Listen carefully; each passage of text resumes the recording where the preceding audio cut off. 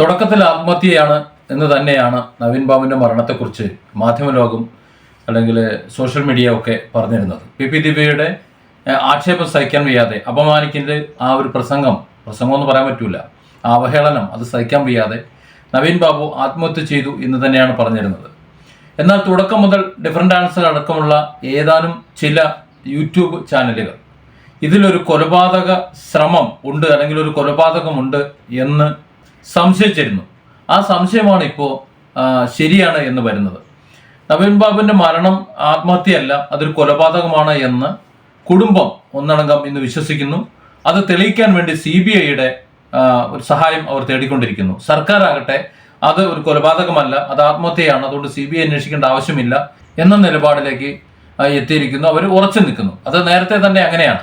കാരണം CBI അന്വേഷണം, കേരളത്തിലെ അന്വേഷണ ഏജൻസിക്ക് പുറത്തൊരു അന്വേഷണം വന്നാൽ തീർച്ചയായിട്ടും ഇതൊരു കൊലപാതകമാണെന്ന് തെളിയും. പ്രത്യേകിച്ച് ഈ അടുത്ത സമയത്തായി എത്രയൊക്കെ തെളിവ് നശിപ്പിച്ചാലും നശിക്കാതെ രേഖപ്പെടുത്തുന്ന ദൈവത്തിന്റെ കയ്യൊപ്പ്, നവീൻ ബാബുവിന്റെ അന്ന് ധരിച്ചിരുന്ന അടിവസ്ത്രത്തിലെ രക്തക്കറ, അതുപോലെ അദ്ദേഹത്തിന്റെ ചുണ്ടിലും വിരലുകളിലും ഉണ്ടായിരുന്ന നീലനിറം, ഇതൊക്കെ തെളിവുകളായി ഇങ്ങനെ നിൽക്കുന്നു.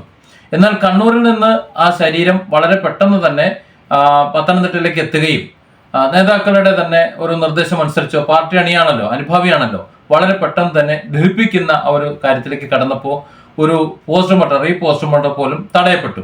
എന്നാൽ പോസ്റ്റ്മോർട്ടം അട്ടിമറിക്കപ്പെട്ടതാണ്. അത് യഥാർത്ഥത്തിൽ ഈ നവീൻ ബാബുവിന്റെ കുടുംബമോ മറ്റോ വരുന്നതിന് മുമ്പ് അവരുടെ അറിവോ സമ്മതമോ ഇല്ലാതെ വളരെ തിടുക്കപ്പെട്ട് ഇൻക്വസ്റ്റ് നടപടികളടക്കം പൂർത്തിയാക്കിയതാണ് എന്ന് പറയുമ്പോൾ അതിൽ ചില ദുരൂഹതകൾ ഒളിഞ്ഞിരിക്കുന്നുണ്ട് എന്ന് നമുക്ക് മനസ്സിലാക്കാൻ കഴിയും. അതുതന്നെയാണ് കുടുംബം CBIയുടെ അന്വേഷണം വേണം, ഇതിന്റെ സത്യാവസ്ഥ തെളിയണം, കൊലപാതകം അത് തെളിയിക്കപ്പെടണം, അതിൽ പങ്കെടുത്തിട്ടുള്ള പ്രതികൾ ആരൊക്കെയാണ് എന്ന് വെളിച്ചത്ത് വരണം എന്ന് പറയുന്നത്. എന്തിനാണ് നവീൻ ബാബു ഇങ്ങനെ കൊല്ലപ്പെടുന്നത്? നവീൻ ബാബുവിനെ കൊന്നിട്ട് കണ്ണൂരിലെ CPMന് എന്താണ് താല്പര്യം, അല്ലെങ്കിൽ എന്താണ് അവർക്ക് മെച്ചമുള്ളത്?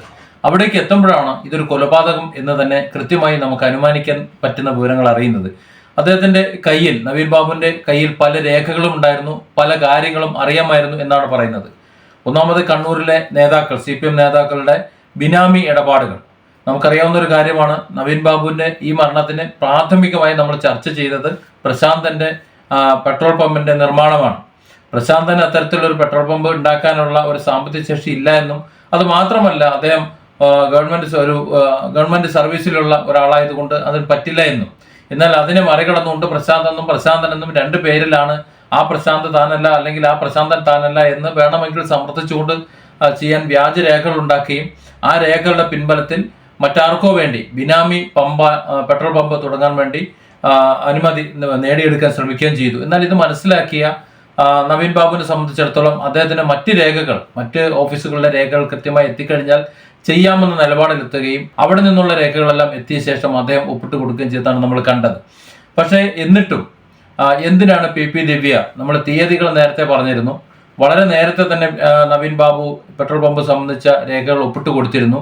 അതിനുശേഷവും ഒരു യാത്രയപ്പ് ചടങ്ങ് വെച്ച്, അത് നവീൻ ബാബു ആവശ്യപ്പെടാതെ തന്നെ ഒരു യാത്രയപ്പ് ചടങ്ങ് വെച്ച് അതിൽ അദ്ദേഹത്തെ ആദരിക്കാൻ എന്നവണ്ണം അല്ലെങ്കിൽ സ്നേഹിച്ച് യാത്ര അയക്കാൻ എന്നവണ്ണം സംഘടിപ്പിച്ച് കളക്ടറടക്കം അതിൽ നവീൻ ബാബുവിനെ അപമാനിച്ചു വിടാൻ കൂട്ടുനിന്നത് നമ്മൾ കണ്ടതാണ്. പി ദിവ്യ അതിലേക്ക് വലിഞ്ഞു കയറി വന്ന്, അതായത് ഒരു സ്വകാര്യ ചടങ്ങാണ്, വീഡിയോ ദൃശ്യങ്ങളോ മറ്റോ എടുക്കേണ്ടത് ആവശ്യമില്ല, അതുകൊണ്ട് തന്നെ നല്ലൊരു ഭീഷണി കൊടുക്കാൻ, ഇനി കാണിച്ചു തരാം അല്ലെങ്കിൽ നിങ്ങൾ വിവരമറിയും എന്ന രീതിയിൽ ഒന്ന് ഭീഷണിപ്പെടുത്തി ഒതുക്കാനുള്ള ഒരു ശ്രമമായിട്ടാണ് അന്ന് ആ ഒരു ചടങ്ങ് തന്നെ സംഘടിപ്പിക്കപ്പെട്ടത് എന്ന് മനസ്സിലാകുന്നുണ്ട്. അതുകൊണ്ടാണ് പി ദിവ്യ അവിടെ വന്ന് ഇത്തരത്തിലൊരു സംഭാഷണം നടത്തിയത്. അതായത് അദ്ദേഹത്തെ അവഹേളിക്കുന്ന വിധത്തിൽ, അപമാനിക്കുന്ന വിധത്തിൽ ഒരു പ്രസംഗം തന്നെ നടത്തിയത്.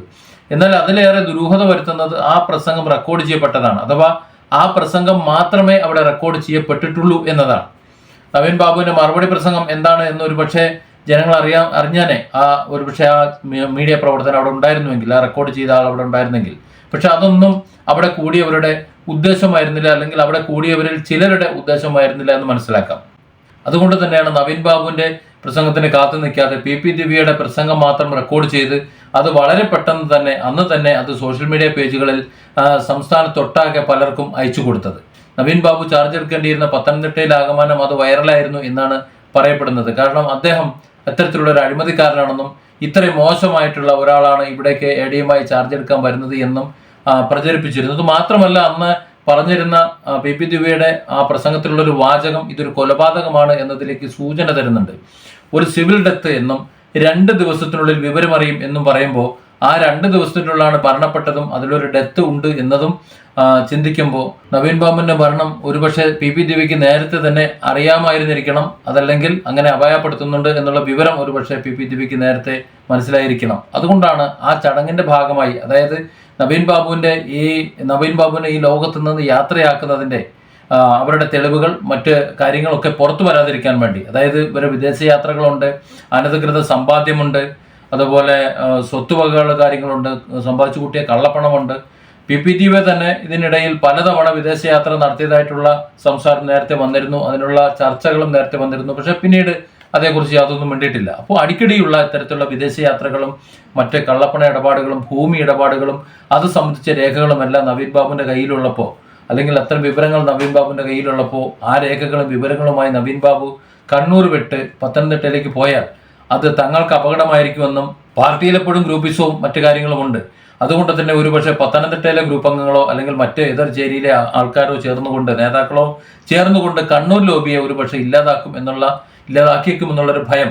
അതിന് ഏറ്റവും നല്ലത് നവീൻ ബാബു എന്ന ഈ ഉദ്യോഗസ്ഥൻ തന്നെ ഇല്ലാതാകുന്നതാണ്. അങ്ങനെയാണെങ്കിൽ അദ്ദേഹത്തിന്റെ നാശത്തോടൊപ്പം, അദ്ദേഹം ഇല്ലാതാകുന്നതോടൊപ്പം തെളിവുകളെല്ലാം നശിച്ചുകൊള്ളും എന്നുള്ള കുരുട്ടുബുദ്ധിയാണ് ഈ കൊലപാതകത്തിന്റെ പിന്നിൽ എന്നും ഒരുപക്ഷെ ചിന്തിക്കുന്നതിൽ തെറ്റുണ്ടെന്ന് തോന്നുന്നില്ല. അതുകൊണ്ട് തന്നെയാണ് പത്തനംതിട്ടയിലേക്ക് പോകുന്നതിന് മുമ്പ് സൂത്രത്തിൽ ഒരു യാത്രയപ്പ് ചടങ്ങുണ്ടാക്കിയതും കാര്യങ്ങൾ വ്യക്തമായി അറിയാവുന്നത് കൊണ്ട് തന്നെയാണ് ആ ചടങ്ങിൽ വന്ന PP ദിവ്യ ഇത്തരത്തിൽ ആക്ഷേപം ചൊരിഞ്ഞതും കളക്ടർക്ക് ആ കാര്യങ്ങളെല്ലാം വളരെ വ്യക്തമായി അറിയാമായിരുന്നത് കൊണ്ട് തന്നെയാണ് കളക്ടർ ഊറിച്ചിരിച്ചതും.